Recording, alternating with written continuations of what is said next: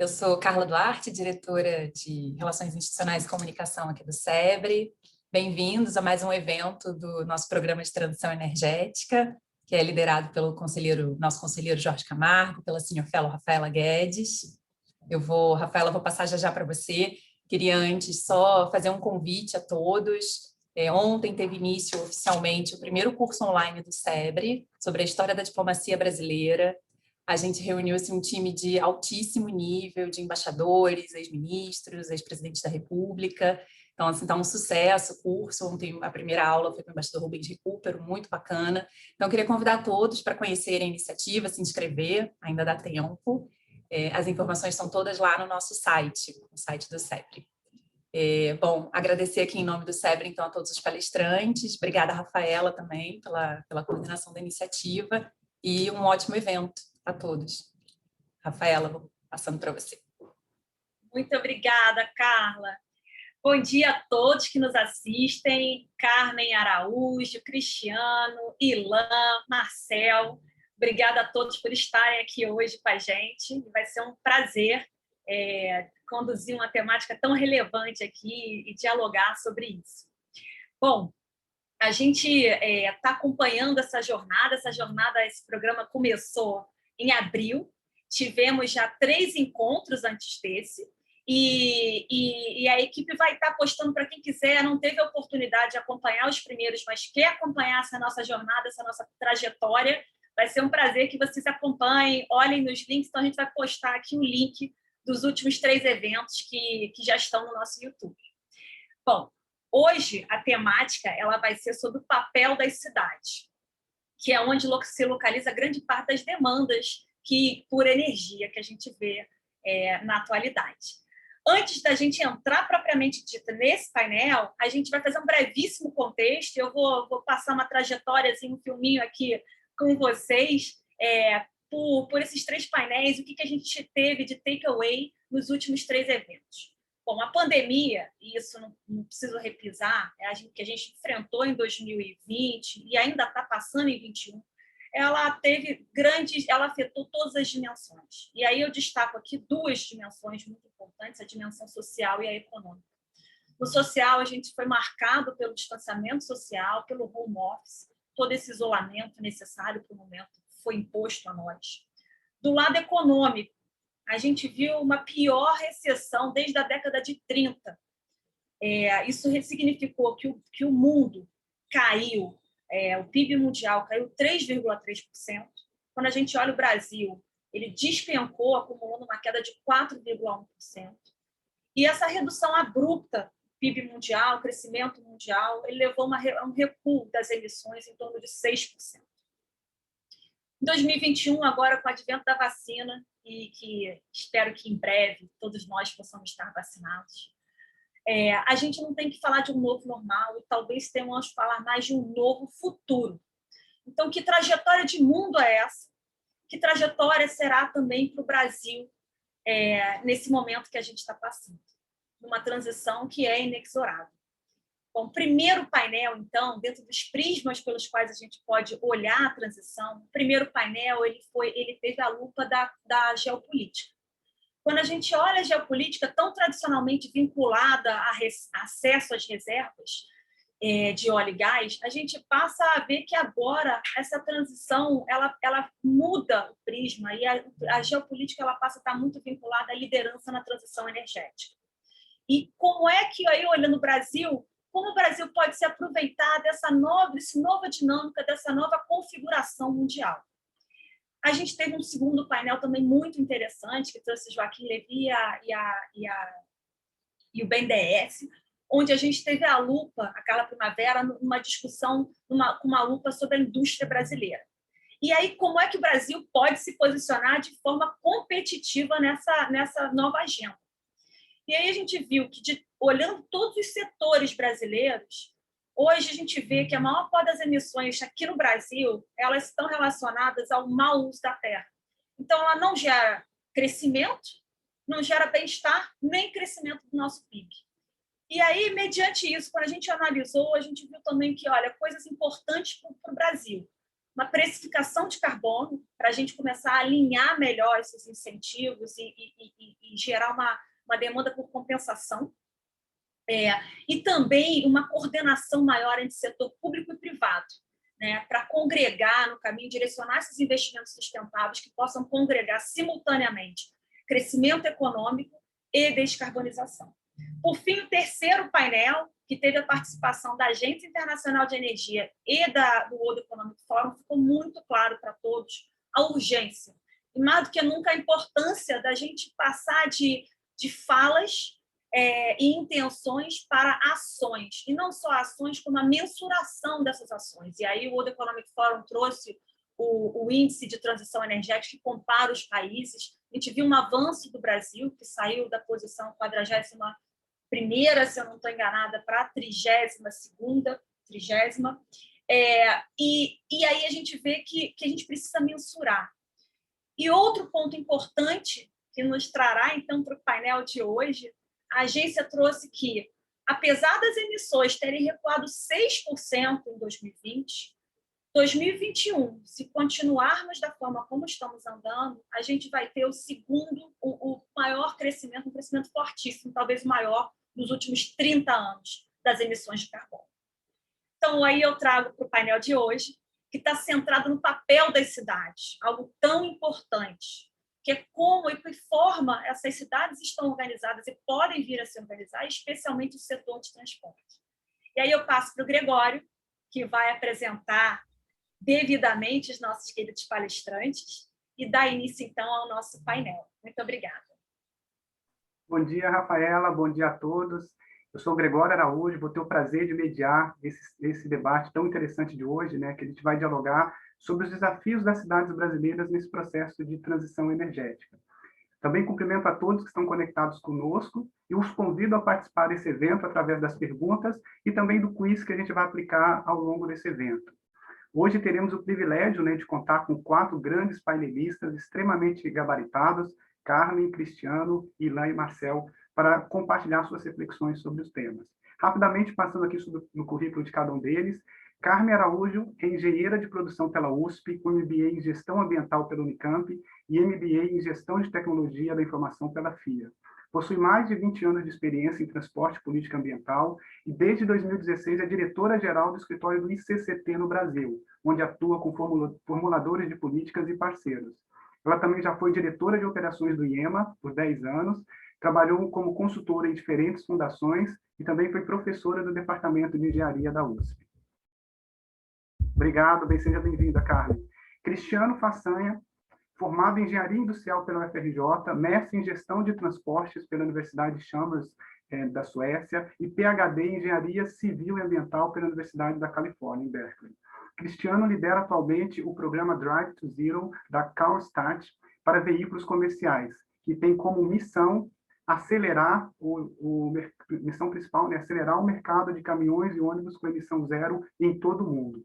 Com mais de 15 anos de experiência no setor, Cristiano tem como missão mitigar a mudança climática e a poluição do ar através de transformações no setor de transporte.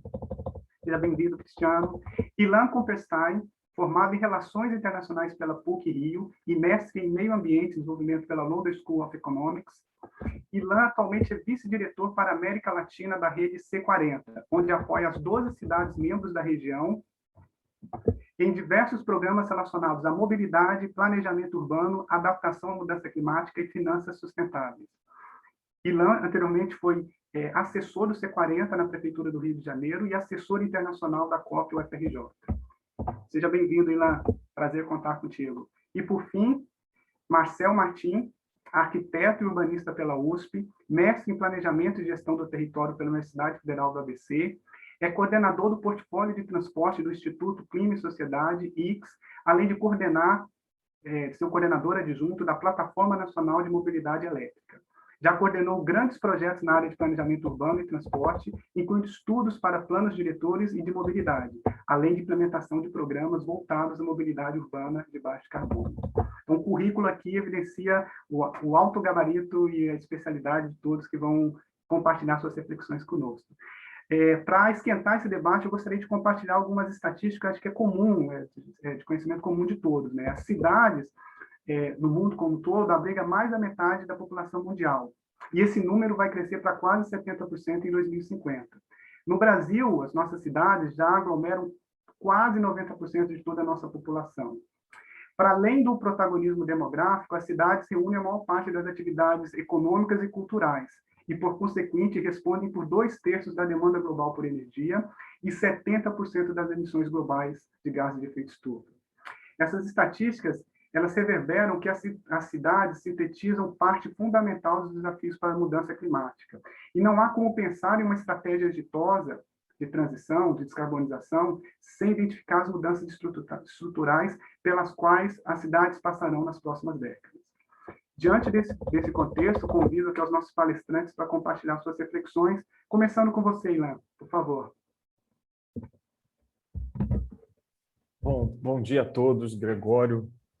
Obrigado pelo convite, é um prazer participar dessa conversa com amigos, na verdade, aqui tanto no painel quanto do SEBRE. E essa é uma conversa urgente que se faz tanto pela crise climática quanto pela crise atual sanitária do Covid-19. As duas crises elas têm algumas questões em comum. Primeiro, que são crises urbanas. Se a gente olhar tanto a crise sanitária que nós vivemos quanto a crise climática, passa pelas cidades. No Brasil, o perfil de emissões ainda é um pouco diferente, ele ainda é muito ligado ao uso da terra e ao desmatamento, mas globalmente, e é o caminho que o Brasil deve seguir, é ter uma intensidade maior de emissões, como todos os países em desenvolvimento e desenvolvidos, mais voltados para a questão de serviços e justamente ocorrendo dentro das cidades. Então, esse debate, essa discussão a nível Brasil é crucial nesse momento para se pensar quais são as soluções para essa crise que se coloca. Então, discussões hoje, por exemplo, que estão ocorrendo no Congresso essa semana sobre o marco da energia, da geração distribuída de energia no Brasil, pela resolução da ANEEL, aí, que já vem acontecendo há alguns anos e que incentivou um aumento muito substancial da geração distribuída, sobretudo de energia solar, a questão do resgate para o transporte público, habitação, renda básica universal, todos esses debates eles têm a ver com uma recuperação justa e verde da crise que vivemos e também com a crise climática. A C40 vem fazendo algumas declarações, compromissos e também lançando alguns relatórios, mostrando que esse é um momento de combater as duas crises, e as soluções são as mesmas. As soluções para o curtíssimo prazo, que é a preservação de vidas, é a geração, num segundo momento, de renda, de empregos, e também as soluções para a crise climática, pelo menos no âmbito urbano, são as mesmas. E depois a gente pode elencar isso, eu acho que vai entrar no debate, mas é um investimento em eficiência energética que gera um grande multiplicador de empregos, é o incentivo para a energia renovável e o fim dos subsídios para as energias fósseis, mesmo que seja algo progressivo e tem que ser pensado, com uma capacitação da força de trabalho, políticas coordenadas de vários setores, como economia, energia, meio ambiente, infraestrutura, investimentos em infraestrutura verde, e isso diz muito respeito às cidades, para tornar as cidades mais iguais. Nós sabemos hoje que a infraestrutura verde nas cidades brasileiras ela é muito mal distribuída e ela tem uma relação.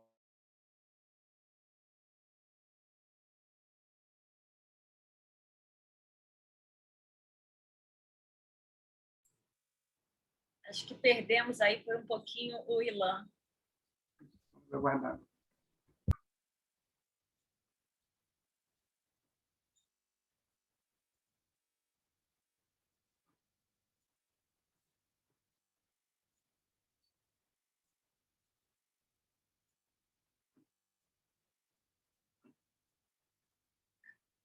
Bom, se ele não reconectar, o que a gente poderia fazer, Greg, passar para a Carmen e depois retornar para o Ilan, assim que ele conseguir se reconectar. Acho que ele caiu.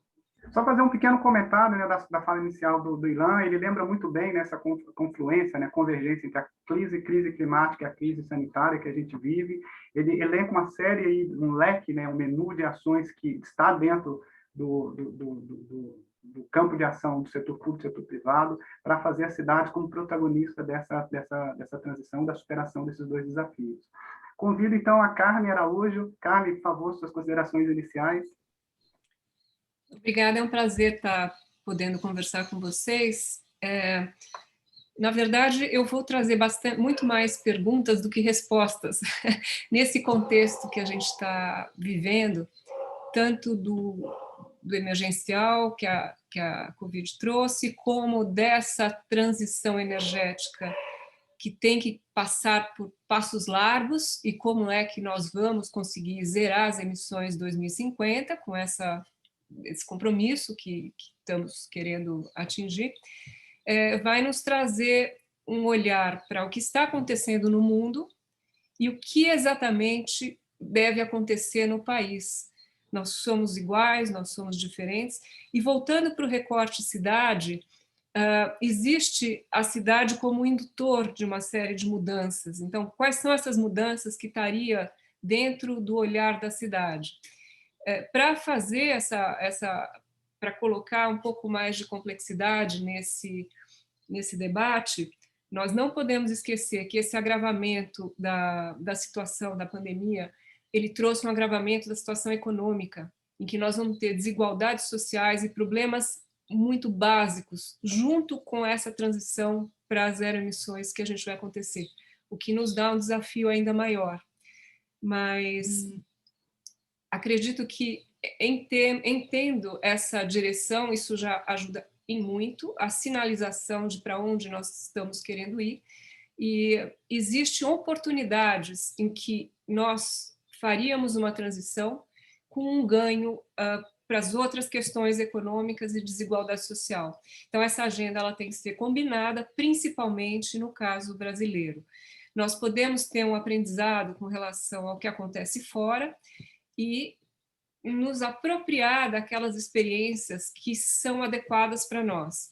A curva de aprendizagem em muitos lugares, mesmo falando em tecnologia, ela já está mais na frente do que nós, em muitas situações, em que falamos em redução de emissões, mas nós podemos nos apropriar desse avanço e olhar nossas vantagens com relação a isso. Em vantagens, por exemplo, em relação à produção de biocombustíveis, como é o posicionamento do governo, e aí vai. O papel da cidade como indutora disso, ou como... a cidade entra com um papel muito importante de criação de mercados. A partir do momento que você cria uma condição, você coloca uma lei, como o caso que eu vou comentar do ônibus, você induz a indústria a se preparar para atender esses mercados. E como nós falamos, nós estamos com 85% das pessoas vivendo na cidade do Brasil, pelo menos isso, com uma tendência de urbanização ainda crescente. Então, é isso que eu tenho para colocar. Obrigado, Carmen. Mais uma vez, você faz uma lembrança muito importante, né, da convergência das agendas. A pauta da mitigação da mudança climática não é uma pauta isolada em si, né, ela converge com vários desafios do desenvolvimento econômico, e você lembra muito bem que as soluções elas devem ser buscadas pensando nessa integralidade, nessa visão holística, e a perspectiva dos desafios que as cidades enfrentam nesse processo é uma perspectiva privilegiada para identificar as soluções que geram mais oportunidades para o país. Muito obrigado. Ilan, se você quiser concluir a tua fala, devolvo a palavra para você, antes da gente fazer a roda girar. Então, peço desculpa aqui por esse incidente também pandêmico, né, que acontece com as conexões de internet. Não, muito breve. Realmente colocar que acho que a Carmen também já falou o que eu consegui ouvir, que é justamente a agenda climática não pode ser separada da agenda urbana e da agenda do desenvolvimento socioeconômico dessas cidades. E a pandemia escancara esse alinhamento dessas agendas, e é um momento crucial, porque tudo que a gente decidir a nível federal, a nível estadual, a nível municipal, do que vai ser essa recuperação verde, ou a recuperação, né, se ela for de fato verde, vai determinar a solução para essas três questões, né? A questão climática, a questão sanitária e a questão econômica. Então, eu acho que a gente pode depois entrar em mais detalhes, mas só agradecer e pedir desculpas aí pela interrupção. Sem problema, Ilan. Muito obrigado. Passo a bola para você, Marcelo. Gostaríamos de ouvir a sua perspectiva inicial aí sobre o tema. Obrigado pelo convite, obrigado a todos. Um prazer estar aqui com colegas tão ilustres. E queria, bom, primeiro eu corroboro tudo que Carmen e Ilan colocaram, e só ir um pouco além. A gente vê que em meio urbano os transportes são os maiores emissores. Então, só deixar isso sempre muito claro que a gente tem um desafio muito grande em transportes por ser o maior emissor de não só de gases de efeito estufa, mas também de poluentes locais nas cidades. E a gente está vendo ao redor do mundo uma, não diria tão pequena, mas uma considerável revolução no setor de transportes. E é uma revolução que está completamente ligada à agenda da retomada, da recuperação verde das economias. Então, a gente vê ao redor do mundo as indústrias sendo reorientadas o phase-out, ou a saída dos motores a combustível fósseis para motores elétricos ou motores zero emissões. E por que isso é tão importante? A gente, com isso, consegue, sem dúvida, zerar essas emissões de gases de efeito estufa nas cidades e atrela essa agenda ao desenvolvimento econômico, mirando o futuro de uma indústria e não olhando para o passado de uma indústria. E nesse momento que a gente está, é muito importante do país se posicionar olhando para onde vai ser a nova trajetória de empregos, para onde vai ser a nova trajetória de desenvolvimento industrial. A gente tem que avançar nessa agenda no país, no Brasil, para se conectar a uma agenda que, na verdade, globalmente já está dada e que é um momento único para se fazer isso. É um momento de recuperação dos países, recuperação das economias, e em transportes está sendo um dos grandes caminhos para sedimentar essa reorientação com recuperação verde. Então, acho que tem aí uma oportunidade que o Brasil ainda está um pouco atrasado e que, sem dúvida, é importante da gente colocar na mesa, entendendo que isso tem ganhos em muitas áreas, não só no climático, mas é, de fato, uma solução um tanto quanto mais holística do problema. Obrigado, Marcel. Acho que você traz à baila uma questão que é premente, né, quando se discute transição em cidades, que é a questão dos transportes, né, a temática de transportes. Isso talvez seja a primeira questão que vem à mente, não única. Você lembra também, né, a necessidade da gente refletir como as nossas soluções locais, dados os nossos recursos energéticos, naturais, as nossas competências, se comunicam com uma transição no transporte que acontece no mundo. Então, esse é um tema que a gente vai explorar ao longo do nosso debate, e você traz muito bem no começo da nossa conversa aqui de hoje. Muito obrigado. Cristiano, também adoraríamos ouvi-lo nas suas reflexões iniciais. Claro, muito obrigado, agradeço pelo convite, especialmente estar aqui entre colegas que eu já conheço há muitos anos. E realmente meu foco é no desenvolvimento tecnológico, né, especialmente de tecnologias veiculares do transporte, para mitigar emissões, tanto de poluentes locais como de gases de mudança climática. E realmente meu papel é em fazer a coordenação entre os diferentes países, né, adaptando essas tendências e tecnologias que existem no contexto global para o contexto nacional de cada país. Então, até já trabalhei muito, então, apesar de eu estar baseado na Califórnia hoje, já trabalhei muito com o Brasil também, então entendo o contexto nacional. E o meu foco específico é um foco em veículos pesados, né? Tanto a maioria dos ônibus e caminhões, que realmente eles representam uma parcela pequena da frota. A nível global, isso a gente está falando de 4% da frota rodoviária, mas esses 4% eles consomem mais de 1/3 dos gases de efeito estufa, ou emitem, e mais de 70% de alguns poluentes locais. Então, é um alvo muito efetivo, né, para o controle de emissões. E como o Marcel está falando, realmente a gente está vendo uma revolução da indústria. Existe com tecnologias com emissão zero, então a gente está falando na maior parte de veículos movidos a bateria e células de combustível, né? Não somente em veículos de passageiro, mas também nos veículos mais pesados. Então, hoje já existem mais de 400 modelos de ônibus e caminhões com emissão zero, né? A maioria das vendas tem sido na China, mais de 90%, mas muitos outros países líderes estão tirando do atraso. Então, por exemplo, na Califórnia, eles já implementaram legislação onde, a partir de 2029, todos os ônibus novos vão ter que ser com emissão zero. Né? Para caminhões, até 2035, 75% dos caminhões de porte médio terão que ter emissão zero, né? E 40% dos caminhões novos de porte pesado. Né? Então, isso são sinais não somente do governo, mas da indústria também. Então, várias montadoras na Europa já anunciaram que todas as vendas de caminhões novos vão ter que ser com combustíveis não fósseis até 2040. Né? Então, um exemplo, a Scania também já se comprometeu que 50% das vendas dela na Europa vão ser com caminhões elétricos. Né? E a importância do papel das cidades nisso é que essas tecnologias com emissão zero, elas estão mais posicionadas para os veículos que atuam nas cidades, porque são veículos com ciclo de direção, com mais congestionamento, com distâncias relativamente mais curtas, eles podem voltar para as garagens para recarregar. Então, realmente é onde o mercado começa. Então, o papel das cidades é muito importante. No Brasil, especificamente, a maioria do transporte de carga é feito via rodovias, com diesel como combustível, que tem tanto impactos econômicos, porque o Brasil importa uma grande percentagem de diesel, então você substituir o diesel com outros tipos de tecnologias tem tanto benefícios econômicos e, obviamente, climáticos e ambientais.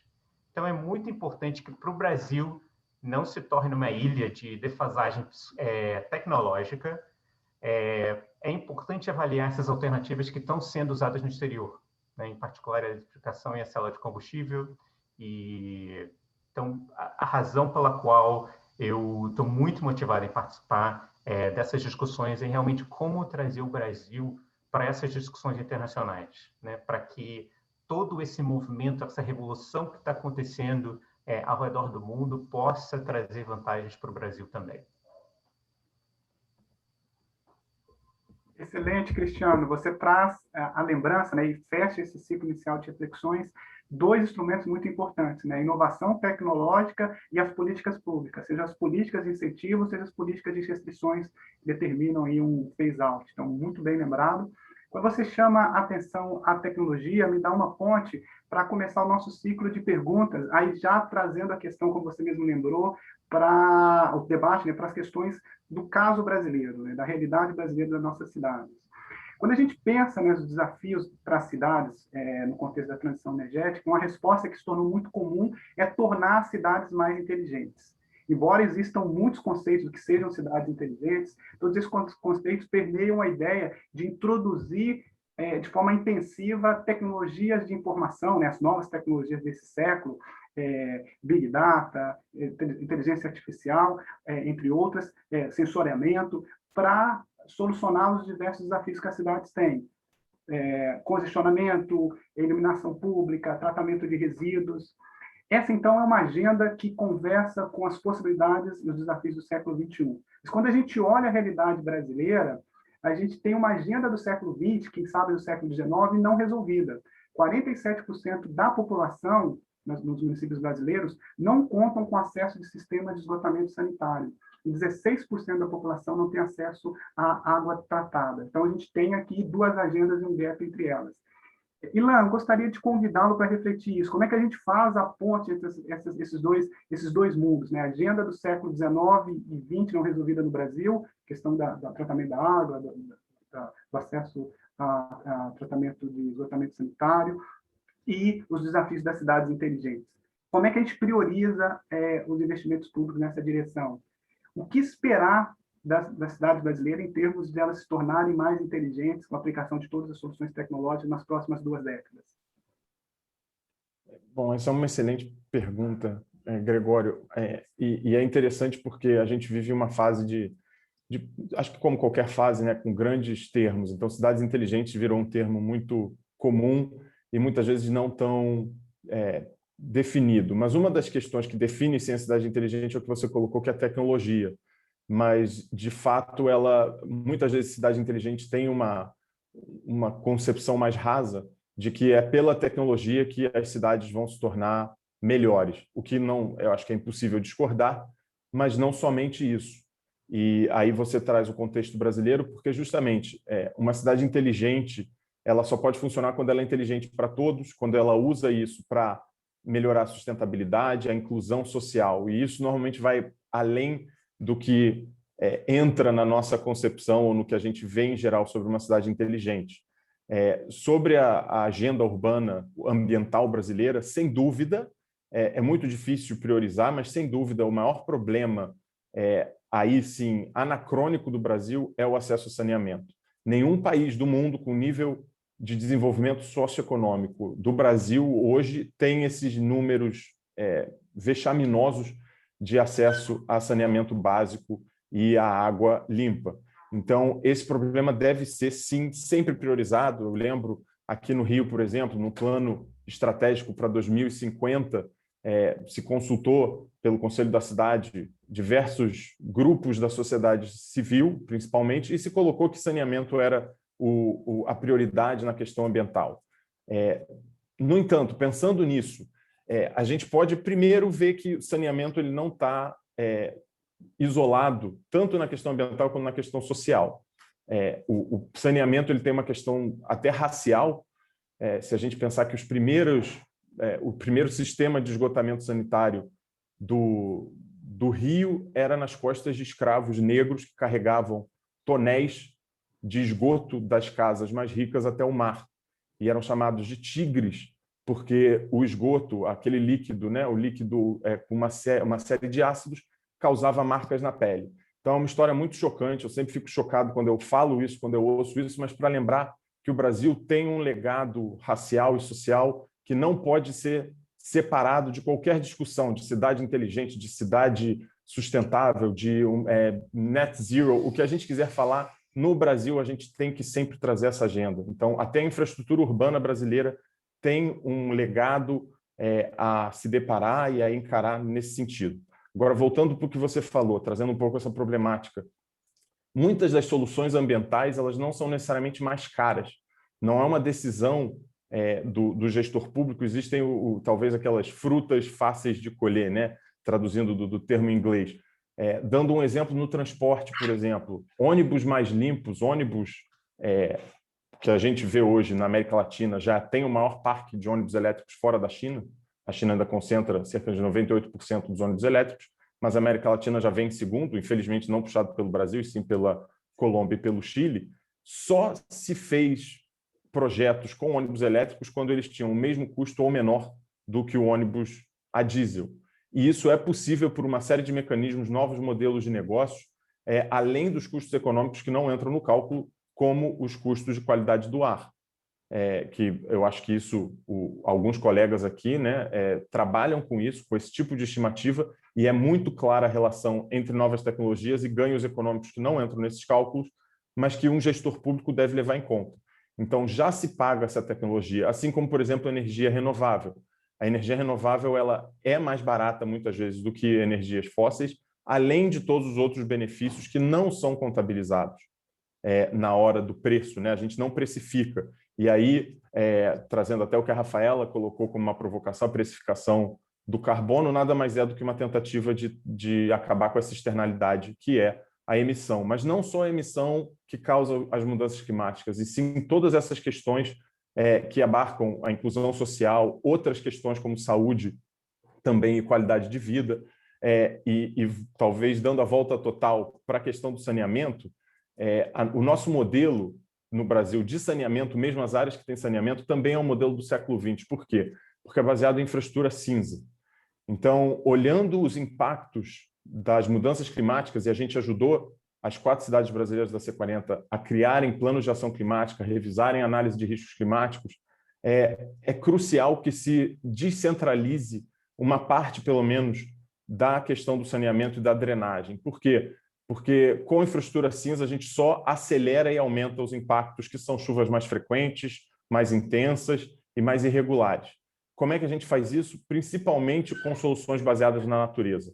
Então, aumentando a área permeável da cidade, principalmente com áreas verdes, que possam segurar ou pelo menos atrasar a vazão de água. Então, se sabe, por exemplo, que uma montanha, um morro, isso foi feito no Rio, um morro desmatado, a água que cai no topo desse morro para chegar à área baixa demora em cerca de 3 a 4 minutos, dependendo da velocidade da chuva. Em uma montanha ou um morro similar com floresta, com uma mata densa, isso chega a demorar 3 dias. Então, isso também tem a ver, a mesma agenda, a gente não precisa separar. É necessário uma maior compreensão, um maior entendimento das soluções que podem sim abarcar diversos problemas. Então, se coloca, isso é algo que cada vez mais vem sendo talvez desconstruído, que é muitas vezes a dicotomia entre o desenvolvimento e a ecologia, o meio ambiente. E para um país como o Brasil, para cidades brasileiras, essa agenda, eu acho que essa dicotomia já foi superada, porque já existem evidências suficientes para mostrar que essa é a mesma agenda. As soluções que não levam em conta um ou outro lado, que só olham uma questão puramente ambiental, sem levar em conta a questão social, e vice-versa, elas não funcionam no longo prazo e nem são as soluções ótimas para nenhum dos problemas. A gente pode aqui elencar soluções para a energia, para a infraestrutura urbana, para o saneamento, para o transporte, todas as soluções em geral que melhoram e tornam a sociedade mais igual e mais equitativa são as soluções também mais ambientalmente positivas. Então, essa pergunta que você faz é muito interessante porque a gente merece, em um país como o Brasil, com as complexidades que a gente tem, as cidades desiguais, talvez se aprofundar no conceito de cidade inteligente para realmente encarar os nossos desafios, porque é a única forma de colocar luz em todas as áreas que eles abarcam. Então, a questão racial, a questão social e sim a questão ambiental. Não é mais uma escolha. A única escolha é combinar essas agendas. Excelente, Ilan. Você traz uma resposta poderosa, assertiva, importante, que traz à memória, né, os nossos condicionamentos históricos para as nossas problemáticas e as possibilidades que a gente imagina a partir dessa problemática. Você enfatiza muito bem, né, que a gente não deve ter... A tecnologia é importante, ela é parte da solução, mas a gente não pode ter um fetiche pela tecnologia, a tecnologia em si, mas ela plasmada com as nossas competências, com os nossos recursos, com o nosso capital humano, capital social, para, em si, combinar essa agenda holística para endereçar os problemas da realidade brasileira. Muito bom, muito obrigado pela resposta, Ilan. Marcel, eu queria voltar a conversar contigo sobre o que você trouxe dos transportes, né? A premência dos transportes na agenda urbana, né? O Brasil, nos últimos 20 anos, apresentou uma taxa acelerada de crescimento da frota urbana, né? De veículos individuais, de passeio, mais que dobrou nesse período, trazendo naturalmente externalidades negativas em termos de congestionamento, emissão de poluentes locais e global. Ao mesmo tempo, a taxa depois desse período, né, de 20 anos de crescimento, a taxa de motorização do Brasil é ainda relativamente muito baixa, 4 vezes abaixo do que a americana, 2, 3 vezes abaixo do que a europeia, abaixo até de que outros países aqui da América do Sul, como o Chile e a Argentina. Então, se parece evidenciar que ainda há uma demanda reprimida por mobilidade nas cidades brasileiras. Como é que a gente equaciona, né, essa demanda reprimida por mobilidade com os impactos que a mobilidade motorizada, individual, causa sobre as cidades e sobre a agenda da transição energética? Obrigado pela pergunta, Gregório.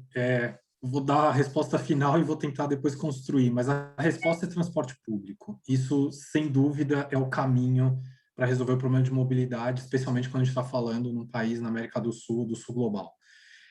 Entretanto, como a gente havia falado antes, e o Cristiano colocou bem, tem soluções tecnológicas hoje em dia. Se a gente olhar para o veículo privado individual, o carro, já existe essa tendência, e aí sim a eletrificação, mais do que qualquer outra tecnologia, que é uma tecnologia que zera emissões e que vai trazer aí os benefícios para a saúde e que, na verdade, essa conta, se for feita de uma avaliação mais econômica, você está reduzindo aí muito o custo que você vai ter com saúde. Então, a eletrificação de motores resolve essa questão. Ainda não é uma realidade no Brasil, sem dúvida, é um produto de luxo, mas isso é uma condicionante da indústria, da capacidade industrial de começar a produzir, de fato, esses veículos no Brasil e não importar, e colocar isso a um preço acessível, para a pessoa ter opção, ou mais do que ter opção, né, na verdade, já fazer a transição para ter ofertas de maiores oportunidades, maiores opções de transporte individual.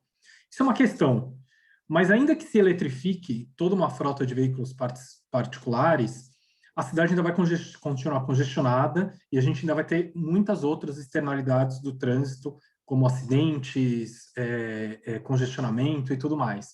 Então, sem dúvida, a solução não é simplesmente trocar um motor a combustão por um motor elétrico. Assim como o Ilan coloca a questão dos smart cities, das cidades inteligentes, não é só a tecnologia que vai resolver as questões da cidade. Definitivamente, são problemas que precisam ser avaliados sobre várias óticas. E no Brasil, em qualquer grande cidade, aí não é só no Brasil, o transporte público é a grande solução para isso. Ainda que alguns deles, como por exemplo os ônibus, sejam poluentes, e ainda que seja um motor a diesel, como o Cristiano bem colocou, é um motor que polui mais, ele transporta muito mais pessoas. Se a gente analisar per capita a emissão de poluentes, de um ônibus, definitivamente, ainda sendo diesel, é muito menor do que de passageiros do transporte individual, porque num carro a taxa é entre 1,2 e 1,5 passageiros que se tem no Brasil. No ônibus, a per capita, com certeza, a emissão per capita vai ser muito menor. E no Brasil, a gente vê hoje em dia as oportunidades desse processo de eletrificação, que para o veículo individual ainda está muito atrasado, mas tem nichos no qual está muito mais avançado, especialmente do ônibus. Mas eu vou deixar para minha colega Carmen, que ela vai ter muito mais propriedade para falar disso. Mas ainda continuando no transporte público, o ônibus talvez seja a grande questão, porque o ônibus ainda usa a tecnologia antiga, mas é necessário investir em transporte de massa. E aí, o que é transporte de massa de alta capacidade? É o transporte sobre trilhos, são os trens e metrôs. Sem dúvida, a malha ferroviária no Brasil é muito aquém da necessidade. A demanda oprimida por isso é muito grande. Então, a gente vê algumas grandes capitais com algum sistema, mas ainda assim um sistema muito deficitário. Eu gosto de pensar numa imagem muito simples, é só você imaginar o metrô, a CPTM em São Paulo, se não tivesse aquela quantidade de população toda usando um transporte sob pneus. Ainda que fosse tudo ônibus, é impossível fazer o translado de tanta gente se for por uma lógica de transporte sob pneus. São complementares, não dá para imaginar também que vai ter trem, metrô em tudo que é esquina, assim como a gente consegue ter ônibus. Mas para isso precisa reestruturar o transporte, precisa racionalizar o transporte. Então, mais do que tecnologia, a gente precisa fazer uma lição de casa, que é equalizar um sistema de transporte que está sobre franco decadência no Brasil, especialmente quando a gente está falando de ônibus, muito agora pelo impacto da Covid. E aí a gente tem oportunidades enormes para fazer essa transformação agora. É um momento muito difícil, a queda de demanda não é desconsiderável, é um argumento muito válido, mas também a gente não pode continuar com uma lógica de operação de ônibus que a gente tem desde a década de 30. A gente tem que mudar essa lógica, tem que sofisticar, tem que trazer outros players, tem que construir outros modelos de negócio para que a gente, de fato, tenha um transporte que seja adequado à nossa realidade. Mas com o transporte público, a gente consegue vencer essa batalha. E a gente consegue, mais do que vencer essa batalha, e aí não só olhando para emissões de poluentes locais, mas gases de efeito estufa, mas a gente vai dar uma qualidade urbana e um dinamismo urbano muito maior para as cidades, que, se a gente continuar baseado numa ótica rodoviarista, a gente não vai ter. E aqui ainda vale uma grande ressalva, que não é uma ressalva, mas que, via de regra, em transportes é menosprezado, que são os transportes ativos, que por muito tempo não eram vistos nem como transportes. Eu acho que cada vez mais os tomadores de decisão têm visto os transportes ativos como uma opção, especialmente nos municípios, e a gente tem aí, durante a pandemia, lições aprendidas de muitos países que implantaram, por exemplo, ciclovias provisórias no Chile, na Colômbia, para não falar de Europa e Estados Unidos. E essas ciclovias provisórias, elas se tornaram permanentes nas cidades. Então, a gente tem na bicicleta um potencial de locomoção muito grande. Obviamente, mobilidade a pé no Brasil ainda é muito determinante, uma parcela muito considerável das viagens é feita com mobilidade a pé, mas a mobilidade por bicicleta, ela consegue atingir distâncias um pouco maiores. E a gente tem que incentivar isso, e não só com infraestrutura, e aí sim, infraestrutura verde, não cinza, como o Ilan colocou, a gente tem que incentivar isso com campanhas, com incentivos fiscais. Dou um exemplo de Paris, que está dando uma bolsa para as pessoas, um valor para as pessoas consertarem suas bicicletas e irem para a rua usando suas bicicletas em detrimento de qualquer outro transporte. Porque na pandemia, a bicicleta se mostra como uma solução muito eficiente. Você não tem nenhuma aglomeração, você está num espaço aberto, então você tem aí uma mitigação muito grande da transmissão da doença. Mas eu acho que é isso. A grande solução, sem dúvida, tem que ser baseada em transporte coletivo, e o transporte ativo é muito complementar e tem que ser considerado como um meio complementar de solução. Perfeito, Marcelo. Você lembra muito bem, né, a solução para o transporte coletivo como uma solução importante, estruturante. Lembra que ela deve ser combinada, né, com outras alternativas, como a bicicleta, até mesmo com o transporte individual, né, pensando holisticamente a mobilidade no seio das cidades. E se você me permite acrescentar, né, quando a gente pensa em transporte coletivo, talvez para o Brasil tem também o desafio de torná-lo atrativo para a população, né? Normalmente, o que a gente observa quando uma pessoa, um cidadão, ele emerge economicamente, o primeiro, ou talvez um das principais objetivos, né, os anseios dele é sair do transporte coletivo e para o transporte individual, né? Como é que a gente torna, talvez, o transporte coletivo integrado, ele atrativo para a população como um todo? Lembrando, né, que o transporte coletivo ele foi forjado, na sua origem, né, numa economia industrial, numa economia em que os homens eram a maior parte da força de trabalho, em que a idade média era muito mais baixa do que agora. Então, a gente tem com certeza que priorizar o transporte público, pensar no transporte de grande massa e também pensá-lo, aqui na realidade brasileira, de como torná-lo atrativo para a população como um todo. Muito obrigado pelas suas colocações, Marcelo. Carmen, o Marcelo trouxe um gancho aí para eu te perguntar sobre eletrificação de pesados, né? Então, normalmente, essa discussão, nessa agenda de eletrificação, ela vem muito, seja pela imprensa, seja até próprio das políticas públicas, muito endereçada para veículos individuais e deixado de lado, talvez, um vetor mais fácil, mais importante, mais premente, que é a eletrificação de ônibus, né, de transporte coletivo. O Cristiano lembrou na sua fala inicial, né, na China, praticamente hoje todos os veículos, todos os ônibus novos são elétricos, né, então, sendo aí um protagonista nessa solução. Na sua visão, qual que é a prioridade dos administradores públicos brasileiros? Deveria ser a eletrificação dos veículos leves ou do transporte coletivo? Bom, acho que o Marcel até já ressaltou isso, com certeza é do transporte coletivo. Nós temos uma realidade diferente, então qualquer coisa que se faça, por exemplo, de estímulo para veículos leves, ele, na nossa realidade econômica, ele vai estar privilegiando uma camada da população e não está resolvendo nem o problema de emissões nas cidades, o problema de mobilidade urbana nas cidades, e nem porque eu vou continuar com congestionamentos. Então, no nosso caso, é muito óbvio que a gente comece pelo transporte público, por vários motivos. Primeiro, existe uma clareza em que há grandes vantagens em termos de custo de operação na eletrificação do transporte público. Qual é a mágica que se faz? Nós temos uma redução, nós temos um custo inicial do veículo maior, mas um custo operacional, que é aquele que dura durante 10, 15 anos, muito menor. E essa redução no custo operacional, ela compensa aquele custo inicial. Então, fazendo a conta, é o mais sustentável para as cidades.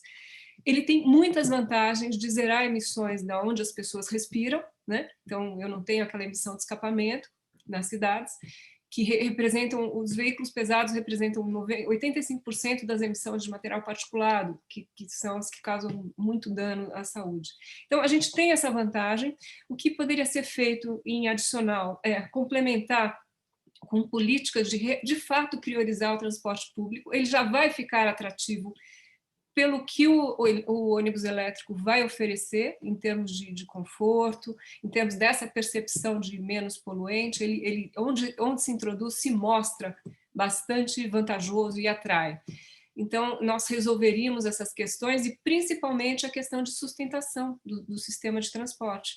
Nós estamos com a queda de receita por queda de passageiros que já vem historicamente, né, de 20% em 10 anos. Então, assim, são números relevantes e nós temos uma tendência que isso aumente pelo episódio pandemia e temos que tirar vantagens disso agora.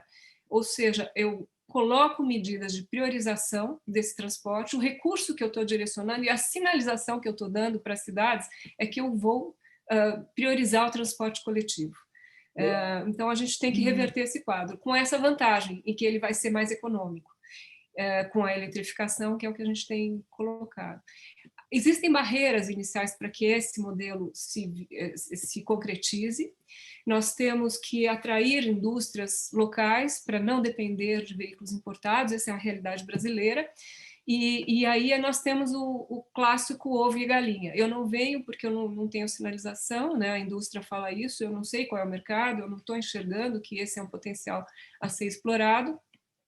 Em não vindo, eu tenho poucos fornecedores e há uma desconfiança de que eu não posso ficar na mão de 1 ou 2 ou 3. Então, assim, é uma equação que depende muito de decisões locais, muito de decisões locais. O caso de São Paulo é clássico, há uma lei do clima, em que ela exige que haja uma redução de emissões, a 0 emissões, então a gente tem 20 anos para fazer isso, que é uma meta bastante interessante, agressiva, e também reduz os poluentes locais, o que de brinde eu já estou dando um presente grande para a cidade de São Paulo. Então, esse aprendizado vai ser bastante importante, a gente está muito mergulhado no caso São Paulo. O que trouxe a pandemia? A pandemia trouxe uma perturbação dessa equação inicial de introdução. Então, nós tivemos uma variável adicional, que é, no momento, eu preciso fazer com que o sistema exista, né? Eu tenho gratuidades que eu tenho que bancar, então o subsídio já estava em 34%, eu provavelmente, com a queda de receita, posso ter que aumentar, por mais ter reduzido um pouco a frota, mas eu tenho uma equação para ser feita. O que nós temos que ter em mente é que nós não podemos olhar o momento, nós temos que olhar o ganho que essa tecnologia vai trazer no longo prazo, no médio prazo, na vida do veículo. E essa comparação tem que ser feita, e nós temos mostrado que isso é vantajoso já na situação atual. Então, a gente está no momento de equilíbrio, em que eu não estou nem internalizando os ganhos em saúde, porque na hora que a gente contabiliza esse ganho em saúde e o impacto no Sistema Único de Saúde, o que for, é muito mais vantajoso, mas é isso que temos. Na realidade brasileira, a situação de melhor solução para o transporte, para a eletrificação, deve começar realmente. E tem outra coisa, o transporte público, ele facilita a instalação da infraestrutura. Por quê? Eu conheço as rotas, eu sei onde estão as garagens, as rotas são fixas, então eu consigo fazer um planejamento dessa infraestrutura de recarga de uma forma muito mais simples do que veículos, eu tenho que esparramar a infraestrutura pela cidade inteira, ou entre cidades. Então, eu tenho uma situação muito vantajosa de iniciar a eletrificação pelas cidades. E é isso. Obrigado, Carmen. Você aí dá vários elementos, né, para justificar a priorização dessa política de eletrificação pelo transporte coletivo rodoviário. Você lembra muito bem, né, que uma política pública ela deve se enfocar na tecnologia que dá a solução final, né, que presta o serviço energético para a população, mas também tem que ter atenção com a cadeia de valor, né? Como é que também a gente cria os instrumentos legais, regulatórios, econômicos, para que a cadeia de valor exista localmente e forneça essa solução tecnológica que vai endereçar os desafios da redução de emissões no transporte urbano. Obrigado. Cristiano, voltando aqui para a gente aprofundar um pouco mais o debate da eletrificação de pesados, né? A Carmen começou a falar de pesados em ônibus, né, em transporte de passageiros, mas também tem um debate muito intenso da eletrificação de transporte de carga, né? Seja dos caminhões que circulam na cidade, seja dos caminhões que trazem as mercadorias para as cidades, né? Há um debate aí que a gente identifica dois polos, né? Aqueles atores, aqueles analistas que identificam, como a Tesla, por exemplo, identificam a viabilidade da eletrificação também para pesados e aponta aí um caminho de avanço tecnológico, mas tem outros analistas que identificam algumas barreiras intransponíveis por conta de trade-offs, como, por exemplo, a capacidade da carga e o volume de tamanho, o volume necessário das baterias. Te pergunto, assim, em que polo que você se coloca, quais soluções tecnológicas se mostram mais viáveis para a descarbonização de veículos pesados de transporte de carga e o que falta para vermos essas tecnologias potenciais empregadas em escala comercial no Brasil? Não, muito obrigado, Greg. Muito importante a gente analisar uma estratégia de comercialização dessas tecnologias com emissão zero. né, que como eu falei anteriormente, elas realmente começam na cidade, e do ponto de vista tecnológico, existe um link muito forte entre o transporte urbano, com os ônibus e com os caminhões. Na verdade, todos os componentes, as baterias, os sistemas que são utilizados nos ônibus são exatamente os mesmos que são utilizados nos caminhões. Então, existe um link tecnológico muito forte. Então, essa implementação dessas tecnologias, especialmente com a eletrificação, ela realmente começa no transporte urbano, né? Então, quando o Marcel, por exemplo, falava que assim, todos os investimentos no transporte coletivo, eles têm vantagens não somente de mobilidade, mas como de emissões também. Então, você unir o útil ao agradável, você investe no transporte coletivo com uma tecnologia mais avançada, com emissão zero, que é uma tecnologia mais baixa. As pessoas que estão esperando nos pontos de ônibus não têm que ficar respirando toda a fumaça do diesel. Então, isso é muito importante. E a Lei do Clima de São Paulo é consistente com isso. Então, você unir os investimentos no transporte coletivo com o desenvolvimento tecnológico com emissão zero, né? Então, a partir do momento que você investe nos ônibus, você está criando a fundação tecnológica para essas tecnologias se transferirem para os caminhões de escala urbana e, eventualmente, para os caminhões de longa distância. De acordo com os dados que a gente tem, a tecnologia já está pronta para atender as demandas das aplicações urbanas, especialmente do transporte coletivo e esses caminhões que se transferem na área urbana. Então, especialmente em relação à distância, ao tamanho da bateria. Então, a tecnologia já é comercialmente viável, isso já está sendo implementado em muitos países, né? Então, é muito importante também mencionar essa questão da paridade de custo, né, que a Carmen mencionou. Mas, de acordo com os nossos números, todas as aplicações de caminhões vão atingir essa paridade de custo até 2030. Então, até 2030, as economias operacionais desses caminhões elétricos e a célula de combustível vão poder compensar por um custo inicial da tecnologia mais alto, né?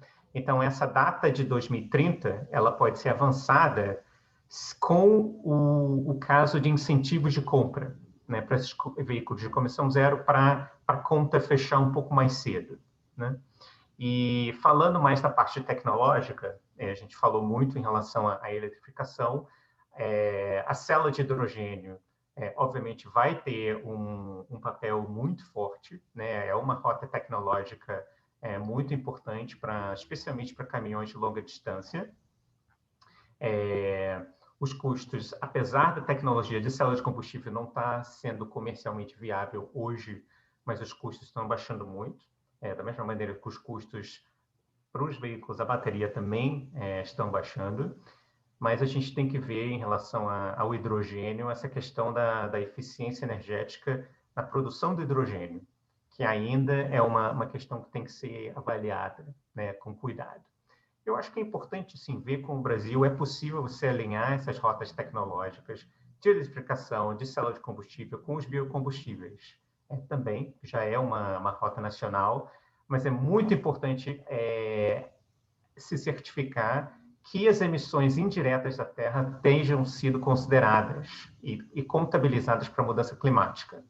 Porque, muitas vezes, se essas emissões não são consideradas, alguns biocombustíveis podem ser até piores do que o combustível fóssil. Então, isso realmente tem que ser avaliado com cuidado, para que você possa ter o melhor de cada tecnologia.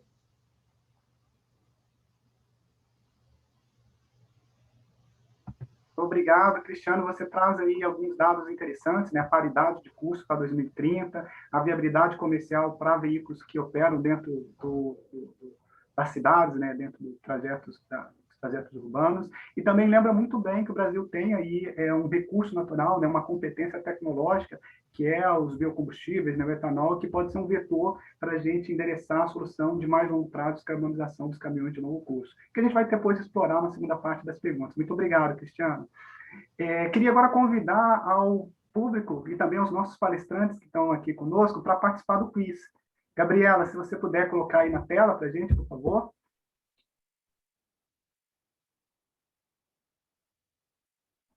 Como vocês, quem já nos acompanha nessa trajetória aí, como mencionado pela Rafa, a gente tem uma parte muito importante aqui dos nossos painéis, dos nossos webinários, que é consultar vocês.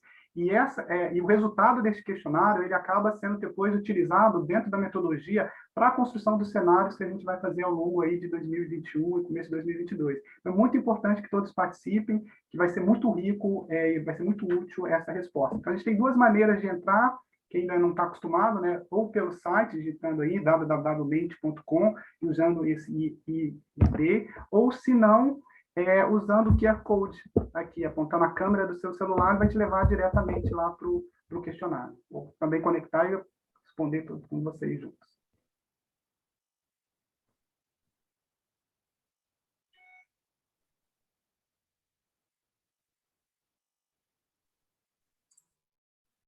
Dá alguns segundinhos a mais para todo mundo conectar.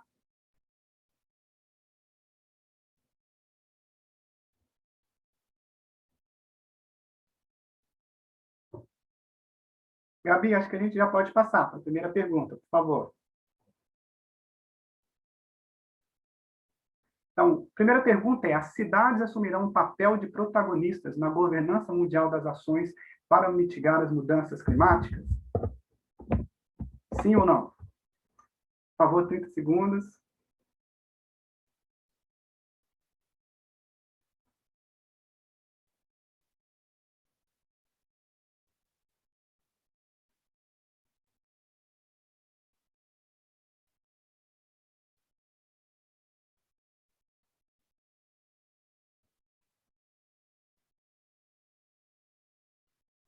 Obrigado. O público concorda com vocês, panelistas. De fato, as cidades são um ator relevante aí para endereçar a mudança climática.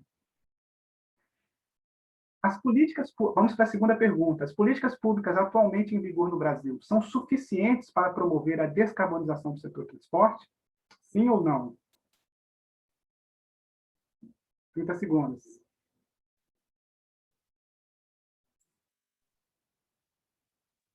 Aqui a gente vê como interessante que, de tudo que a gente ouviu dos panelistas até agora, né, a importância de políticas de coordenação setor público e privado, mas imprescindível uma política pública estruturada em incentivos.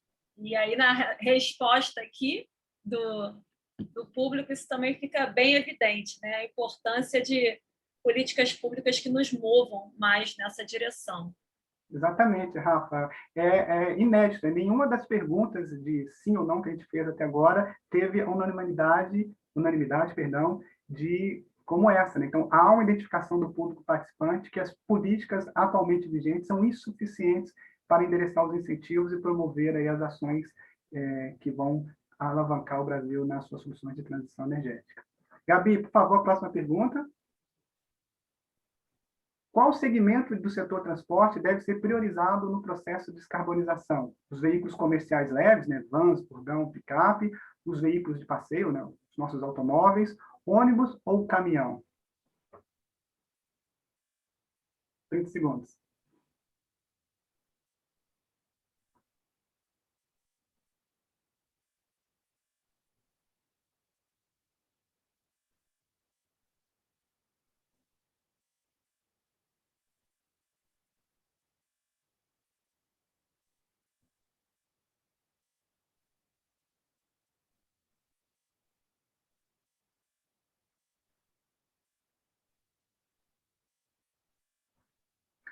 Carmen, Marcel, convenceu o público, eles estão com a mesma opinião que vocês. E Cristiano também, para minha surpresa, o público ficou muito convencido aí das suas evidências e o caminhão surge aí em segundo lugar. Vamos para a última pergunta. A descarbonização do setor de transporte no Brasil ocorrerá majoritariamente, por meio da ampliação da utilização de biocombustível, eletrificação da frota ou ambos?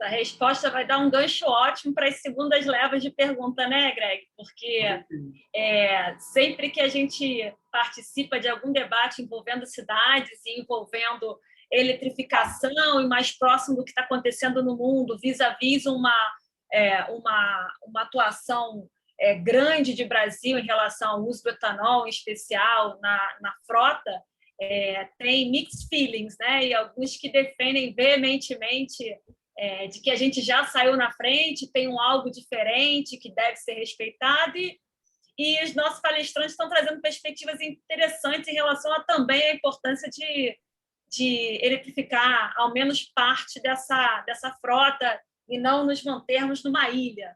Então, acho que essas respostas aqui trazem um pouco desse gancho. Exatamente, Rafa. Aqui, essa última pergunta sinaliza isso, né? A gente tem recursos locais que devem ser aproveitados, mas a gente não deve estar descolado da tendência global das inovações tecnológicas. Obrigado a todos que participaram. Vamos dar agora fazer uma segunda rodada de perguntas, agora um pouco mais curta. Eu peço aos painelistas um pouco mais de brevidade nas respostas. Eu começaria de novo com você, Ilan. O Brasil ele tem mais de 5.500 municípios, mas apenas 7 municípios têm leis climáticas, embora muitos outros tenham alguns planos localizados ou relacionados à descarbonização, mas parece que ainda um caminho muito longo de disciplinar juridicamente os instrumentos legais regulatórios, os incentivos dentro da esfera municipal para o plano de mudança climática. Esse baixo número de municípios ele evidencia uma falta de capacidade dos municípios brasileiros para a ação climática, uma primeira pergunta. Qual que é o potencial das cidades brasileiras de assumirem um protagonismo mais expressivo, até rivalizando com as políticas, ou complementando, melhor dizendo, as políticas federal e estaduais? E qual que é o papel das cidades brasileiras principal, no endereçamento da transição energética com a economia de baixo carbono? Bom, vou tentar, o desafio aí é ser breve, porque é uma pergunta que toca em vários pontos importantes. Primeiro, de fato, são pouquíssimos os municípios que compraram o desafio de ter uma lei do clima, mas vale aí talvez duas, não sei se ressalvas ou comentários. Primeiro, algumas das prefeituras que fizeram leis do clima, infelizmente, não cumpriram com a lei, o que mostra ou indica que talvez apenas a lei também não seja suficiente. É o caso da primeira lei do clima de São Paulo e das metas também da lei do Rio, por exemplo, as duas maiores cidades do Brasil, que foram duas das primeiras a terem uma lei municipal do clima. O segundo que a gente também deve colocar é a questão da desigualdade inerente também entre municípios no Brasil, né? Nós temos uma população concentrada em regiões metropolitanas, claro, com as suas desigualdades, mas temos 5.000 municípios. Então, de fato, mostra uma questão de capacidade, porque são inúmeras as cidades que não têm hoje capacidade para fazer uma lei do clima que seja robusta, implementável e que seja acompanhada de um plano, porque hoje o que nós priorizamos na C40 é ajudar as cidades. A gente acabou de terminar um processo de planejamento da ação climática que nós ajudamos as 4 cidades membros do Brasil, são 4 grandes cidades, Rio, São Paulo, Curitiba e Salvador. Foi um processo de 2 anos de apoio técnico para o desenvolvimento de planos de ação que sejam compatíveis com as metas do Acordo de Paris, ou seja, visando diminuir pela metade as emissões até 2030, nem sempre foi possível, baseada nas evidências científicas, e zerando emissões até 2050. Também não foi possível, sempre fazendo uma ressalva de emissões residuais ali em torno de 15% a 20%, que tem as suas maneiras de se também mitigar e reduzir essas emissões, mas com algumas questões ainda para o futuro. Esses planos, tendo um plano de ação, é crucial, porque a questão climática é uma questão científica complexa. Então, saber como as ações e todas as políticas urbanas e municipais vão impactar as emissões, tanto na questão da mitigação, ou seja, a redução da emissão de gases de efeito estufa, quanto também nas ações de adaptação aos impactos que já são sentidos e vão se tornar ainda maiores. Aí a gente pode elencar os 3 maiores impactos, que são aumento do nível do mar, aumento da frequência e intensidade de chuvas, e o terceiro, que é o fenômeno das ilhas e ondas de calor, que também são ainda mais acentuados pela questão do microclima das nossas cidades, que tem poucas áreas enfim, permeáveis, existe toda uma questão de também concentração do calor. Tendo isso em conta, o segundo item, ou talvez os outros dois que são importantes para esse plano sair do papel. O primeiro é que a população também se sinta dona desse plano. Esse plano não é um plano que deve ser de uma prefeitura, ou nem muito menos de uma gestão só, nem da prefeitura, deve ser um plano da cidade.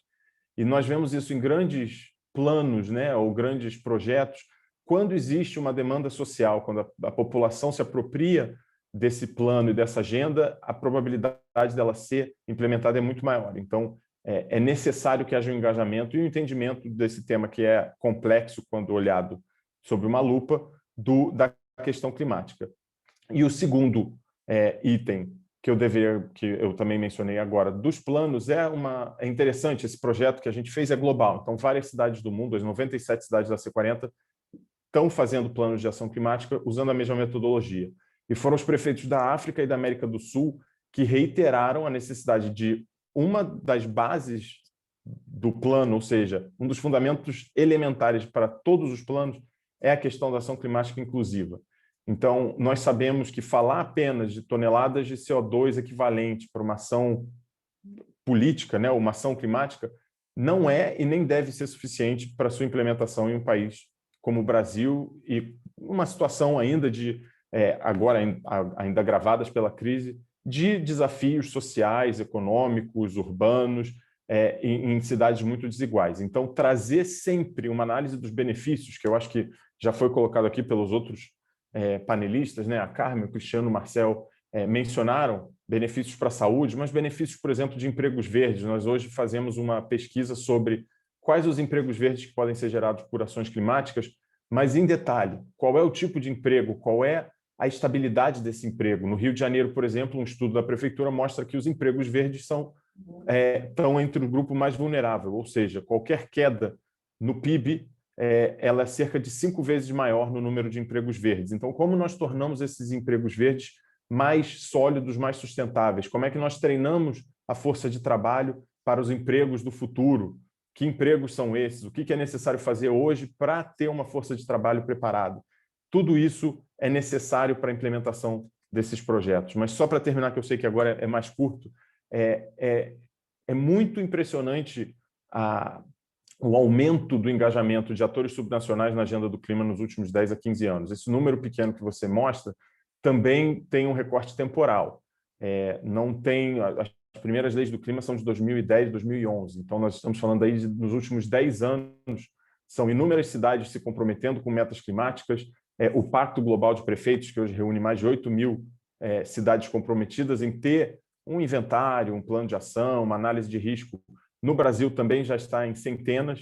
A Frente Nacional de Prefeitos tem trabalho nessa área, as capitais dos estados se também organizam no CB27. Então, a densidade institucional e organizacional traz muito otimismo para essa pauta. E eu acho que só fazendo esse comentário de que faltam aí a população e talvez também o nível federal, porque as cidades não vão fazer isso sozinhas. Excelente, excelente, Léo. Você traz uma boa mensagem, uma mensagem de otimismo, né, mostrando aí que as cidades, através das várias institucionalidades e agrupamentos que elas se reúnem, já têm avançado a pauta ambiental, de sustentabilidade e de transição, a despeito da velocidade e do ritmo que a gente observa dentro da pauta federal. Muito boa mensagem. Quero fazer agora uma pergunta para os três, Marcel, Carmen e Cristiano, voltando à questão lá da eletrificação e biocombustíveis, né? É notório que o Brasil é destacado no mundo, né, pelo uso de biocombustíveis, pela sua precociosidade, né? O uso de combustível do transporte secular, né? Se acelerou com o Proálcool, depois com o Veículo Flex. As nossas políticas públicas são endereçadas muito para avançar ainda mais com esses recursos naturais de biomassa e com as competências tecnológicas que a gente tem para transformar a biomassa, através das diversas rotas, em biocombustíveis. E, de fato, biocombustíveis é uma competência, é uma vantagem comparativa para o Brasil. A minha pergunta é, como é que a gente concilia essas competências locais com uma indústria global, como é a automotiva, e as soluções tecnológicas que eles estão fazendo para a eletrificação? Então, essa é a pergunta básica. Eu até gostaria que vocês refletissem aí pensando mais nos veículos individuais, como é que a gente, hoje a maior parte, né, dos veículos individuais comerciais, eles não são acessíveis para a população brasileira, né? A maior parte, 80%, 90% dos veículos são vendidos por até R$60 mil, né? Um pouco mais. Então, assim, como é que a gente... Queria que vocês refletissem sobre essas duas dimensões. Ainda a não acessibilidade da população brasileira, de uma forma geral, à eletrificação de automóveis, e, ao mesmo tempo, a nossa priorização de uma agenda que a gente tem competência, que a gente tem vantagens em relação ao mundo, mas também nos desloca de uma indústria global. Então, eu queria que vocês refletissem sobre esse trade-off, por favor.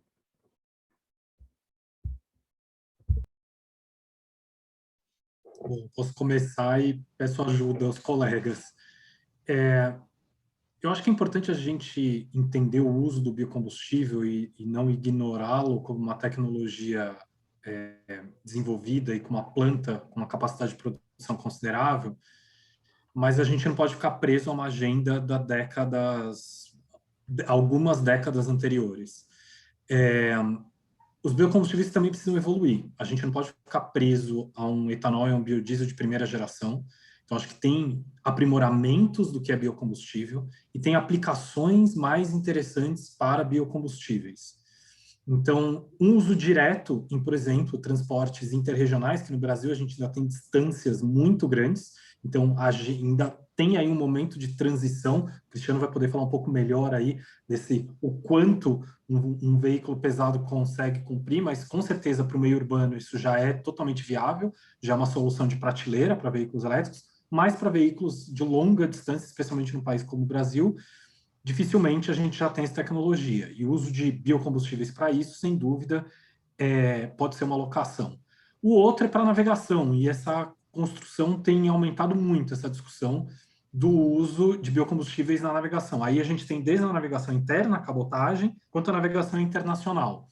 Então, acho que são duas possibilidades interessantes. Mas, ainda assim, tem que ser um biocombustível mais evoluído. A gente não pode ficar preso a uma tecnologia que a gente tem hoje e não avançar nela, até porque a questão de célula combustível, hidrogênio de amônia, por eletrólise, tem uma série de opções hoje em dia que, se os biocombustíveis não avançarem, eles, por uma questão de competitividade, muito em breve, é uma questão de tempo, vão completamente perder o seu espaço. Mas o que eu acho interessante a gente, ou seja, tem sim onde alocar o uso de biocombustíveis. Agora, o que eu acho importante é uma discussão quando a gente começou, que em meio urbano, ainda que se a gente olhar sobre a perspectiva de efeitos climáticos, o biocombustível tem uma vantagem, sem a gente questionar como a origem dele, se isso não teve nenhuma relação com desmatamento ou segurança alimentar, mas entendendo que são áreas cultiváveis sem nenhuma dessas questões, a gente, no balanço energético de gases de efeito estufa, ok. Mas em meio urbano, eles geram poluentes locais. Então, ainda assim, a gente tem uma questão muito séria em meio urbano com biocombustíveis. Ele não resolve os problemas de poluição local. Reduz com uma tecnologia de motores mais avançadas? Sem dúvida. Reduz comparado a uma coisa pior, que é um combustível completamente fóssil. Mas comparado com as tecnologias mais modernas, não. Em relação ao que você colocou de veículos elétricos, sem dúvida, individuais, a gente ainda não está num momento de mercado que a gente tem oferta e isso esteja possível para grande parcela da população brasileira. Agora, o que a gente já tem sim é a possibilidade, como a gente conversou antes, de fazer um processo de limpeza dessa frota através dos ônibus do transporte público. E aí é muito importante investir no transporte público, até porque a gente não deveria estimular a compra de carro, a gente deveria estimular o uso do transporte público. Claro, para fazer isso, a gente tem que qualificar, a gente tem que expandir rede, a gente tem que ter um serviço de transporte público melhor para a população não ter a dúvida de, poxa, vale a pena eu sair com o meu carro, tendo conforto, tendo tempo de viagem um pouco mais garantido, porque com o congestionamento que a gente tem também já não é tanto, mas questões de conforto e segurança, ele, de fato, olhar e falar, eu tenho opção de ir de bicicleta, eu tenho opção de ir de metrô, eu tenho opção de ir de ônibus. Quando essa opção é qualificada, eu acredito, e não só eu, enquanto CPF, acredito, mas tem uma série de estudos, é só a gente ver qualquer cidade europeia, americana, ou mesmo agora latino-americanas que têm adotado os ônibus e tem uma rede de transporte mais eficiente, a migração modal acontece. Então, uma primeira reflexão, eu colocaria esses elementos, mas curioso para ouvir meus colegas. Eu queria complementar alguns pontos da questão de... A questão de biocombustível no Brasil, ela sempre leva a fortes debates, digamos assim, a posicionamentos extremos. O que nós temos observado? Primeiro, não dá para nós falarmos biocombustível sem falar de que exatamente nós estamos falando. Um biocombustível derivado de alimento, ele certamente vai ter um impacto maior do que um biocombustível derivado de um resíduo. Então, primeiro ponto, nós temos que estimular a produção de biocombustíveis de resíduos. Isso não é, talvez, na hora que você põe na primeira conta, ele pode custar um pouco mais, eu tenho que coletar o óleo, eu tenho que pegar esses resíduos e fazer uma logística disso, versus eu estou plantando ali, colho e faço. A questão é que a gente tem um mecanismo que é o RenovaBio, que é inovador em uma série de aspectos, e que ele, nesse primeiro momento, por simplificação, ele não colocou, porque não é trivial, o impacto no uso indireto do solo. Bom, nós tivemos, assim, para o etanol, um aumento de produção do etanol sem um equivalente aumento de área plantada. Então, ok, eu consegui resolver com produtividade, etc, etc. Existe uma pressão, talvez, para aumentar um pouquinho a área. No caso do biodiesel, não. O biodiesel de soja, que é 70% do Brasil, do biodiesel produzido no Brasil, ele não é tudo que gera CBio, eu vou fazer um parênteses também com relação ao CBio do biodiesel, mas existem muitas evidências de que ele pressionou o desmatamento, tanto do cerrado e, em algumas situações, empurrando o pasto para a Amazônia. Então, assim, nós temos que abrir, se nós estamos falando como solução para gerar, para reduzir as emissões de estufa, não dá para ignorarmos essa parte, que é o uso indireto como consequência da produção de biocombustíveis, e não para desestimular os biocombustíveis, mas para estimular ter mecanismos de estímulo a biocombustíveis que são mais, de fato, que induzem a menor descarbonização. Não adianta nós termos um biocombustível que foi gerado por um deslocamento de área cultivada. 44% das nossas emissões no Brasil é por uso do solo. Então, a gente não dá para não olhar-se o que é que esse biocombustível está contribuindo com a maior agenda de emissões do Brasil, a maior pauta. Então, existe, muito... Isso gera muitas emoções, porque não é... De qualquer jeito, eu insisto, o RenovaBio, por simplificação, no primeiro momento, colocou critérios de que áreas eu gero esses certificados. O biodiesel não está gerando tanto, na proporção do que é produzido, eu não tenho tantos CBios de biodiesel, não só por essa questão, mas porque a soja não é rastreável. Ou seja, eu tenho um intermediário no meio do caminho, em que eu tenho as plantações, eu coloco no silo, e aí os processadores vão comprar uma soja que não está tão ligada a uma determinada origem. Nesse momento, eu perco a condição de gerar um CBio do biodiesel. Pode ser que isso se resolva, mas eu não coloquei, de certa forma, nenhum mecanismo que diferencie uma soja, não uma soja, uma matéria-prima não alimentar de um alimentar. Então, o alimentar sempre vai competir com alimentos, de alguma forma. Então, a gente sempre vai ter uma pressão para uso indireto, medindo ou não. Então, temos que induzir a que os biocombustíveis mais avançados tenham uma condição de competir em igualdade com esses de primeira geração, com algum mecanismo, né? Que sejam os mecanismos que nós temos, que tenham metas intermediárias dentro do próprio RenovaBio com relação a tipos de combustíveis. Em algum mecanismo nós vamos precisar abrir os olhos nisso e olhar com atenção. Essa é uma solução que o Brasil se colocou como posição, é o que tem sido dito o tempo inteiro, como posição competitiva, por ter área, por ter sol, por ter tudo, mas não dá, se nós estamos falando para levar a sério essa agenda climática, não dá para a gente tampar o sol com a peneira nessas questões. Então, eu acho que sobre biocombustível é o que eu tenho que... E nós temos que induzir a avanços de tecnologia, não pelo prazer da tecnologia, mas porque elas têm mostrado que as soluções vão resolver. Por exemplo, hoje a maior parte do nosso combustível, leves ou pesado, gasolina, ainda é derivado de fóssil.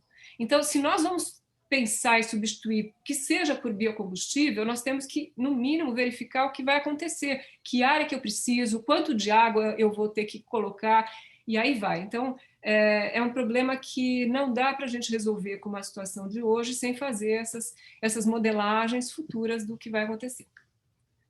Obrigado, Carmen. Cristiano, por favor. Só eu vou ser rápido, que eu acho que a gente está quase terminando aqui no tempo. Concordo com todas as ressalvas que o Marcel e a Carmen mencionaram em relação a biocombustíveis, especialmente para o biodiesel.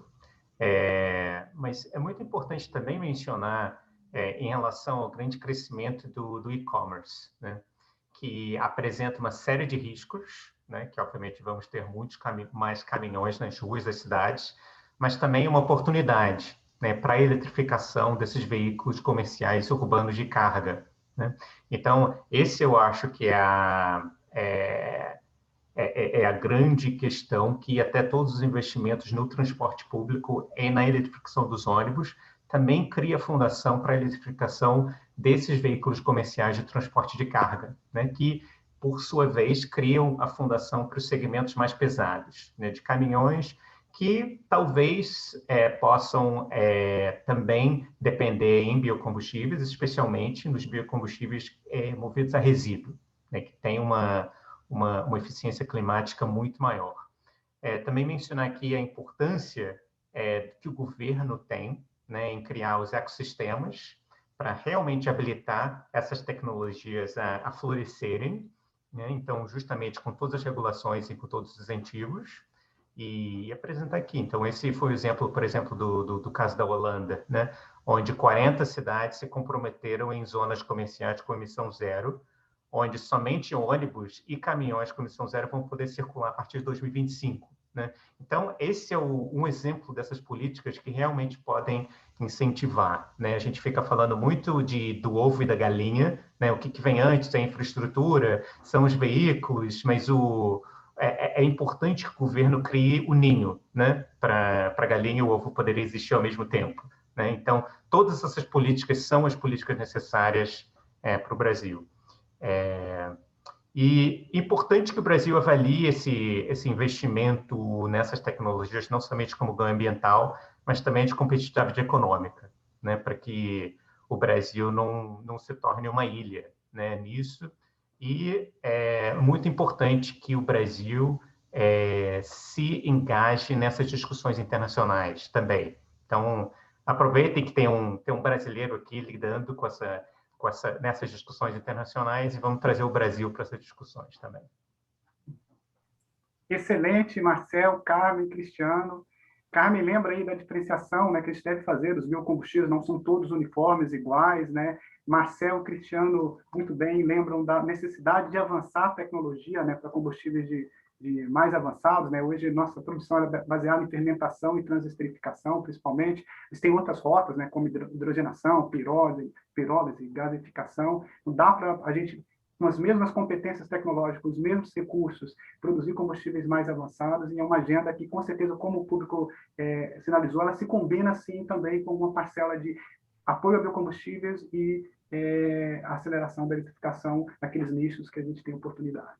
Rafa, você quer fazer um comentário? É bem rápido e é bem interessante, porque realmente o Brasil é multifacetado, são muitas alternativas, né? Que a gente focou nos bios, muito pensando na soja, mas a gente também não pode esquecer, por exemplo, da indústria sucoenergética, e é o caso agora do lançamento, né, do programa Combustível para o Futuro, que o governo federal acabou de lançar, e aí numa tentativa de, junto com, exemplo aqui, né, Nissan e Toyota já estão nessa rota, discutir aí entre a indústria automotiva e a sucoenergética a possibilidade de investir em células a combustível baseadas em etanol, e que também pode ser uma rota interessante, ainda a ver, mas a gente vê aqui realmente uma gama, né, de alternativas e de possibilidades. Era mais um adendo aí de mais uma alternativa para o Brasil. A gente está chegando no final, Greg. Eu nem vou fazer comentários finais, já passo para você e os... Perfeito. Obrigado, Rafa. O Cristiano teve que sair. Agradeço ao Cristiano. Foi muito boas as colocações. Marcel, Carmen, Ilan, 30 segundinhos para suas considerações finais, por favor. Bom, vou aqui pelo... Desculpa, Carmen, por favor. Pode, por favor, Carmen. Bom, 30 segundos. O assunto realmente ele é amplo e deve ser... O mais importante é que nós temos que olhar todas as facetas ao mesmo tempo. Competitividade, redução de emissões, problemas sociais, tudo ao mesmo tempo. Então, não dá para nós termos uma solução simples para as coisas. O que não dá também é para nós encurtarmos o caminho das soluções por um setor ou outro está demandando. As soluções têm que ser articuladas, completas e analisar o impacto de cada uma delas. E lembrar que o Brasil está querendo se colocar no contexto global por várias tentativas de entrar com acordos comerciais, e a gente tem que levar isso em conta também. O que está acontecendo no mundo nos interessa. E é isso. Marcel? Concordo com a Carmen, acho que é isso, a gente precisa se conectar a uma agenda global, a gente não pode, como você bem colocou, Gregório, ficar como uma ilha. Isso não quer dizer que a gente tem que jogar fora o que já desenvolveu. Mas o que eu queria falar no final só a gente está no momento de implementação.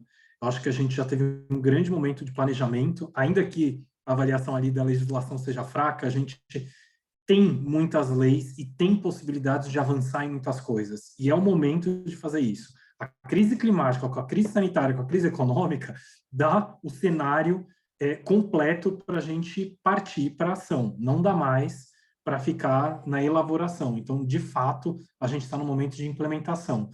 E aí, como o Ilan bem colocou também, o nível subnacional é muito importante nesse processo e talvez seja onde a gente tem visto os maiores avanços, ainda que muito tímidos em alguns momentos, mas no nível subnacional. São nos prefeitos, são nos governadores que a gente está vendo uma reação e uma ação para mitigar as questões de mudança climática, aliados à recuperação verde, com justiça social. Sem dúvida, o caminho é por aí e a gente tem que investir nessa implementação. Obrigado a todos. Ilan? Bom, rapidamente agradecer ao Sebre, Gregório, Rafaela pelo convite, aos colegas que participaram e também a todos que nos acompanharam. E, bom, a mensagem que fica, acho que correndo risco também de repetir, mas a solução para a crise climática e para a crise sanitária atual passa pelas cidades. E, nesse momento, a gente tem uma pequena janela de oportunidade de discutir financiamento, soluções, sim, tecnológicas, o quadro político, de políticas públicas, regulatório, para a gente implementar essas soluções. Então, como o tema era energia, as cidades são nódulos que têm que estar mais bem mapeados na política energética nacional, como grandes consumidores, mas também potencialmente como grandes geradores de energia. E esse tipo de ação tem que ser estudada, aí, como a Carmen colocou, em toda a sua complexidade, em todos os seus benefícios, para não esconder nenhuma externalidade, tanto negativa quanto positiva, porque é nas cidades que essas soluções vão aparecer. E depende desse momento que essas soluções sejam implementadas ou não. Excelente. Carmen, Cristiano, Ilan, Marcel, meu muito obrigado pela participação de vocês, foram excelentes as reflexões. Eu saio como privilegiado de ter moderado e ouvido vocês dessa forma. E saio também aprendendo muito mais do que eu entrei. Tenho certeza que para o nosso projeto de transição energética, a gente sai com uma massa crítica muito mais qualificada para a gente seguir em frente. Então, meu muito obrigado, foi excelente aqui essa conversa de hoje. Agradeço também a todos que estão conectados até o momento, que participaram com a gente. Convido-os para o próximo ciclo, né, o próximo webinar, que vai ser no dia 13 de maio, em que a gente vai falar da descarbonização na indústria e nos setores de difícil descarbonização, setor aéreo e marítimo. Logo, logo o convite vai estar na praça. E termino também com uma frase, assim como o Villan, que eu falei no início, né? Não há como pensar em uma estratégia exitosa de transição energética para o Brasil sem considerar os desafios e as mudanças estruturais pelas quais as nossas cidades brasileiras, a partir dos desafios historicamente condicionados, colocados, terão que enfrentar. Muito obrigado a todos, um abraço. Obrigada.